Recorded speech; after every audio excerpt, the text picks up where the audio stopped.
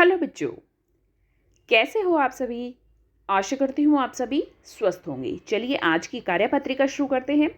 यह है हमारी कार्यपत्रिका संख्या 40 जो SCERT द्वारा दी गई है और कक्षा 1 के लिए है। यहाँ साथ में आप अपना सेक्शन लिखिए A, B या C, जो भी आपका सेक्शन है।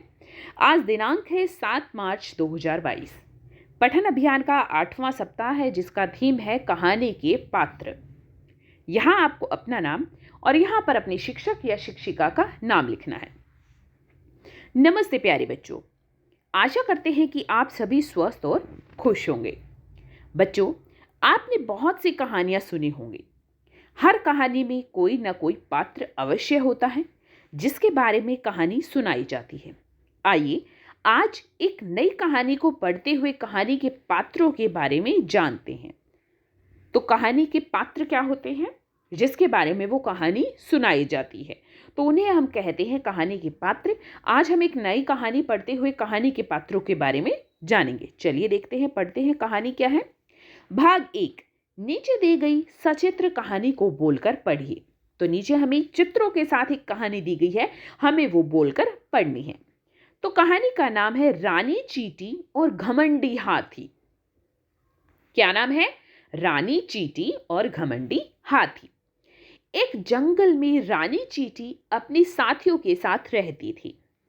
उसी जंगल में एक शरारती हाथी भी रहता था। वह जहां भी चींटियों को देखता कुचल देता।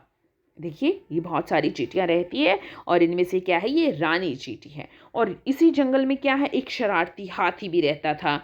उसको जहां पर भी चींटियां दिखती थी वो उन्हें कुचल देता था। रानी चींटी ने हाथी को समझाने की कोशिश की, लेकिन हाथी ने घमंड से कहा, तुम बहुत छोटी और कमजोर हो, ज्यादा बोलोगी तो तुम्हें भी कुचल दूंगा। तो रानी चींटी ने हाथी को समझाने की कोशिश की, तो हाथी ने बड़े घमंड से कहा कि तुम तो बहुत छोटी और कमजोर हो, अगर तुम मेरे से ज्यादा बोलोगी तो मैं तुम्हें भी कुचल दूंगा पैर के नीचे। चलिए अब देखते हैं क्या हुआ कहानी में। अब रानी चींटी हाथी को सबक सिखाने के लिए चुपके से उसकी सूंड में घुस गई और काटने लगी। हाथी दर्द से रोने लगा और बोला, मुझे माफ कर दो, अब मैं कभी किसी को परेशान नहीं करूंगा। चींटी दयालु थी, वह सूंड से बाहर आ गई और बोली, कभी किसी को छोटा और कमजोर नहीं समझना चाहिए। तो क्या हुआ, देखिए यहाँ पर चींटी क्या हुआ, हाथी के सूंड में घुस गई उसको सबक सिखाने के लिए, और उस सूंड में घुसकर काटने लगी।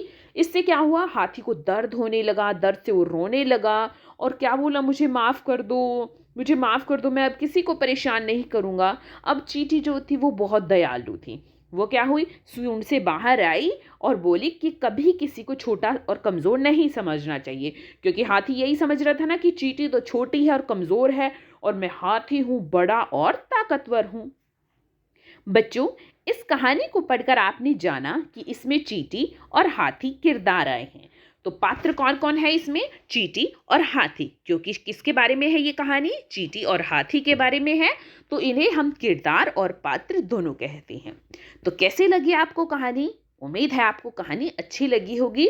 तो हमें भी अपनी जो जिंदगी है उसमें कभी किसी को छोटा नहीं समझना चाहिए और कमजोर भी नहीं समझना चाहिए, कभी किसी के साथ गलत नहीं करना चाहिए। चलिए अब प्रश्न 2 देखते हैं। बच्चों, आपको इस कहानी में कौन सा पात्र अच्छा लगा? अब इसका उत्तर आपको लिखना नहीं है, बताना है बस कि कौन सा पात्र अच्छा लगा। जैसे मुझे तो इस कहानी में जो चींटी का पात्र है वो बहुत अच्छा लगा। वो कितनी दयालु थी कि हाथी को जब दर्द होने लगा तो क्या हुआ, वो उसकी सूंड से बाहर आ गई और वो उसको सबक भी सिखा सकती थी। उसने उसको सबक भी सिखाया हाथी को, किस किस तरह उसके सूंड में घुसकर उसको सबक भी सिखाया कि वो उसको भी परेशान कर सकती है, उसको तंग भी कर सकती है, अपना बदला भी ले सकती है। तो मुझे क्या है, मुझे चींटी का पात्र बहुत अच्छा लगा। आप बताइए कि आपको कौन सा पात्र अच्छा लगा, कमेंट सेक्शन में जरूर बताइए। प्रश्न 3, बच्चों अपने मित्रों को कहानी सुनाते हुए बताइए कि इस कहानी से आपने क्या नया सीखा। तो देखिए यहां पर इसका उत्तर भी आपको लिखना नहीं है। आप अपने मित्र को किसी को ये कहानी सुनाइए और कहानी सुनाते हुए ही बताइए, आपको बताना है कि इस कहानी से आपने क्या सीखा। जैसे मैंने इस कहानी से सीखा है कि हमें कभी किसी को छोटा और कमज़ोर नहीं समझना चाहिए, सबको समान समझना चाहिए और कभी किसी पर क्या करना चाहिए, अपना ज़ोर नहीं आज़माना चाहिए।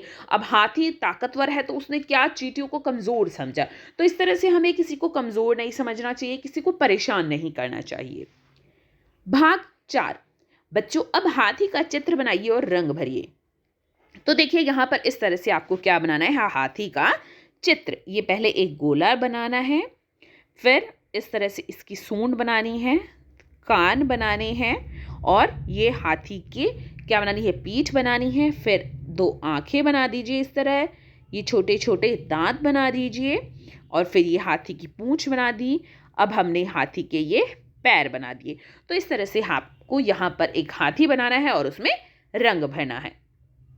अभिभावकों के लिए सुझाव है, बच्चों को बताइए कि हमें कभी किसी को छोटा और कमज़ोर नहीं समझना चाहिए और यहाँ पर चित्र बनाने में बच्चों की सहायता कर दीजिए। आप उनको एक बार बताइए कि किस तरह से बनाना है यहाँ पर साथ में, और तभी बच्चे आपके साथ ये हाथी का चित्र अच्छे से बना पाएंगे। आज का कोविड का मैसेज है, अपने हाथों को साबुन और पानी से नियमित रूप से धोएं, तभी हम कोविड से सुरक्षित रह सकते हैं। आज की ये वर्कशीट यहीं पर खत्म होती है। अगर आपको वीडियो पसंद आई है तो लाइक कर दीजिए, अपने फ्रेंड्स के साथ शेयर कीजिए और चैनल को सब्सक्राइब कर लीजिए ताकि आगे आने वाली वर्कशीट आपके मिस ना हो और आप अच्छे से अपना काम पूरा कर सकें। फिर मिलते हैं एक नई वर्कशीट के साथ, तब तक के लिए अपना ध्यान रखना। धन्यवाद।